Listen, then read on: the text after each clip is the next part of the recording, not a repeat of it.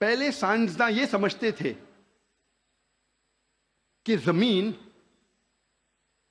کائنات کا مرکز ہے اور باقی سیارے چاند اور سورج زمین کے گول گھوم رہے ہیں، چکر لگا رہے ہیں. اسے کہتے تھے تھیوری آف جیو سینٹرزم، زمین کو مرکز سمجھنے کا نظریہ. اور یہ لوگ 2 صدی سے، ٹولمی کے وقت سے مانتے تھے.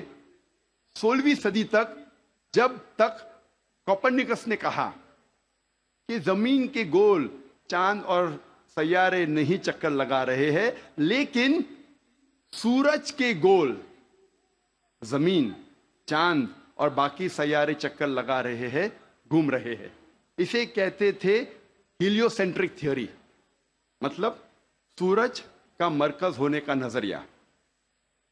اور سن 1609 میں ایک جرمن سائنٹسٹ جس کا نام تھا یوہنس کیپلر، اس نے لکھا اپنی کتاب میں ایسٹرونوما نووا کہ صرف سیارے اور چاند سورج کے گول گھوم نہیں رہے ہیں، لیکن زمین، چاند اور سیارے، پلانٹس، سورج کے گول گھومنے کے علاوہ اپنے محور پہ گردش کر رہے ہیں.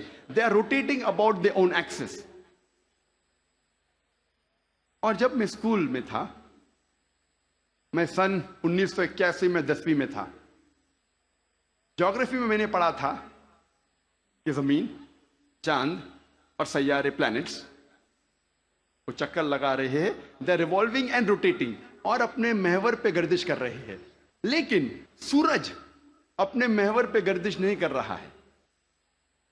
لیکن میں نے جب قرآن کی ایک آیت پڑھی، سورہ انبیاء، سورہ نمبر 21، آیت نمبر 33 میں اللہ سبحانہ وتعالیٰ فرماتے ہیں هو الذی خلق اللیل والنہار، اللہ سبحانہ وتعالیٰ نے رات اور دن بنایا.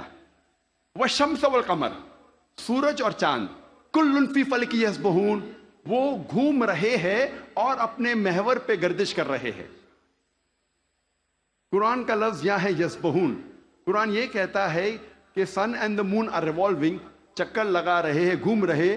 اس کے علاوہ یسبحون، یہ عربی لفظ یسبحون آتا ہے لفظ صباح سے، اور صباح ایک عربی لفظ ہے جو چلتے ہوئے جسم کے موومنٹ کو ڈسکرائب کرتا ہے. مثال کے طور پہ اگر میں کہوں گا کہ کوئی انسان پانی میں سباہ کر رہا ہے، اس کے یہ معنی نہیں کہ وہ پانی کے اوپر فلوٹ کر رہا ہے، اس کے معنی ہے کہ وہ پانی میں تیر رہا ہے. اگر میں کہوں گا کوئی سباہ کر رہا ہے زمین پہ، اس کا مطلب نہیں کہ وہ آدمی زمین پہ رول کر رہا ہے، اس کا مطلب ہے کہ وہ انسان زمین پہ چل رہا ہے یا دوڑ رہا ہے. اسی طریقے سے جب اللہ سبحانہ تعالیٰ یہ لفظ کا استعمال کرتے ہیں کوئی فلکی جسم کے لیے، فار اے سیلیسٹل باڈی، اس کے معنی نہیں کہ وہ فلائی ہو رہا ہے یا فلوٹ ہو رہا ہے، اس کے معنی ہے it is rotating about its own axis, وہ اپنے محور پہ گردش کر رہا ہے. آج سائنس ترقی کرنے کے بعد سائنس یہ کہتی ہے کہ آپ سورج کا عکس ٹیبل کے اوپر دیکھ سکتے ایک آلے کے ذریعے، اور پتہ لگتا ہے کہ سورج میں بلیک سپاٹس ہے، اور یہ بلیک سپاٹس تقریباً 25 دن لیتے ہیں گردش کرنے کے لیے. اس سے یہ ثابت ہوتا ہے کہ سورج تقریباً 25 دن لیتا ہے ایک گردش کرنے کے لیے. تو آج سائنس یہ تسلیم کرتی ہے کہ سورج بھی اپنے محور پہ گردش کر رہا ہے. جو میں نے اسکول میں تقریباً 28 سال پہلے پڑھا تھا کہ سورج واز اسٹیشنری، سورج گردش نہیں کر رہا ہے، تو 28 سال پہلے میں نے اسکول میں پڑھا.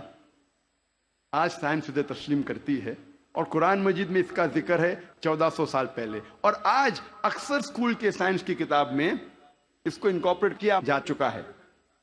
یہ نئی چیز داخل ہو چکی ہے سائنس کی کتابوں میں کہ سورج اپنے محور پہ گردش کر رہا ہے. اللہ تعالیٰ فرماتے سورہ یاسین میں، سورہ نمبر 36 آیت نمبر 40 میں، کہ سورج چاند کو نہیں پکڑ سکتا اور دن کو رات نہیں پکڑ سکتی. The sun cannot outstrip the moon, neither can night catch up with the day.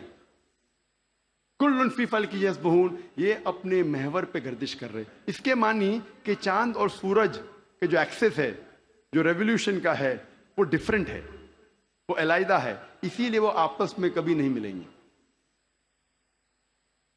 آج سائنس یہ کہتی ہے کہ جو سورج کی روشنی ہم دیکھتے ہیں، it is due to a chemical reaction.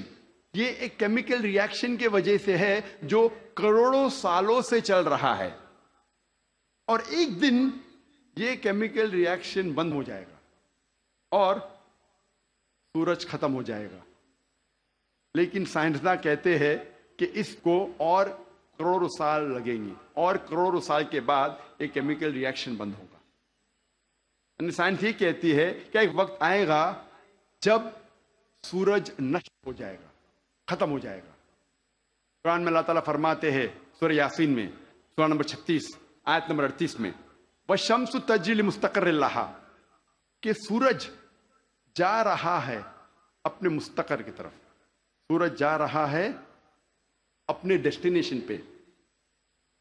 سورج ایک مقرر وقت کے لیے ہے.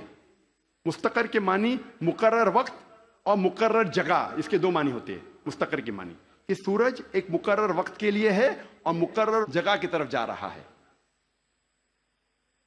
یہ سائنس آج تسلیم کرتی ہے کہ سورج ایک مقرر وقت کے لیے ہے. اور سائنس یہ بھی مانتی ہے کہ سورج کائنات کے ایک نقطے کی طرف جا رہا ہے جس کا نام ہے سولر اپیکس. ان دا ہرکولینز الفا لائرا 12 میل پر سیکنڈ کی رفتار پہ. قرآن میں لکھا ہے مستقر، مقرر جگہ کی طرف. سائنس کہتی ہے دونوں معنی مستقر کے، مقرر جگہ اور مقرر وقت، دونوں الحمدللہ صحیح ہے. اور اس کا ذکر سورہ یاسین سورہ نمبر 36 آیت نمبر 38 کے علاوہ سورہ رعد میں بھی ہے، سورہ نمبر 13 آیت نمبر 2، سورہ فاطر سورہ نمبر 35 آیت نمبر 13، سورہ لقمان سورہ نمبر 31 آیت نمبر 29، اور سورہ الزمر سورہ نمبر 39 آیت نمبر 5 میں. سب جگہ کہا گیا ہے کہ سورج ایک مقرر وقت کے لیے ہے، ایک مقرر جگہ کی طرف جا رہا ہے. آج سائنس یہ کہتی ہے جو آسمان ہمارے زمین کے اوپر ہے، جسے ہم کہتے ہیں ایٹماسفیئر، وہ ایک محفوظ چھت کی طرح ہے.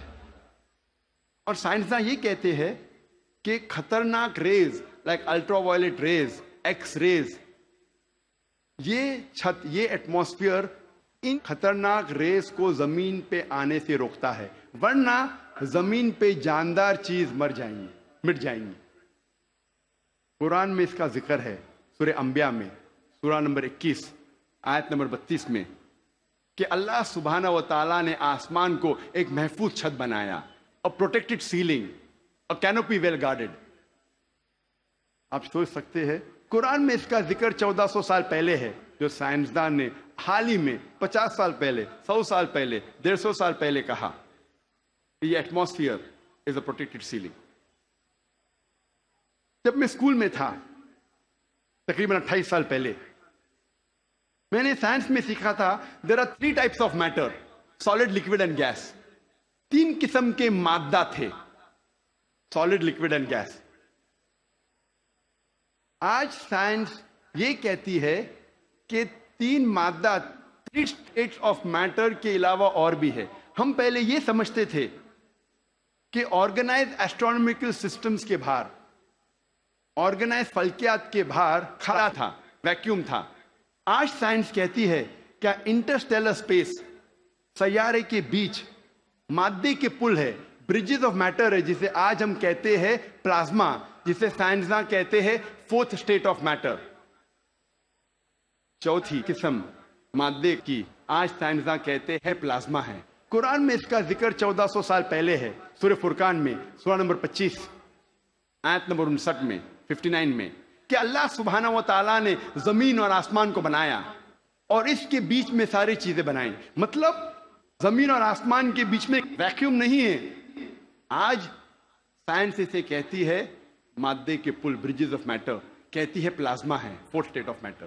اور اس کا ذکر سورہ فرقان سورہ نمبر 25 آیت نمبر 59 کے علاوہ سورہ ہجر میں سورہ نمبر 15 آیت نمبر 85 میں، سورہ سجدہ سورہ نمبر 32 آیت نمبر 4 میں، سورہ صفات سورہ نمبر 37 آیت نمبر 5 اور سورہ احقاف سورہ نمبر 46 آیت نمبر 3 میں کئی جگہ لکھا ہے کہ اللہ سبحانہ و تعالیٰ نے زمین اور آسمان بنائے اور اس کے بیچ میں ساری چیزیں.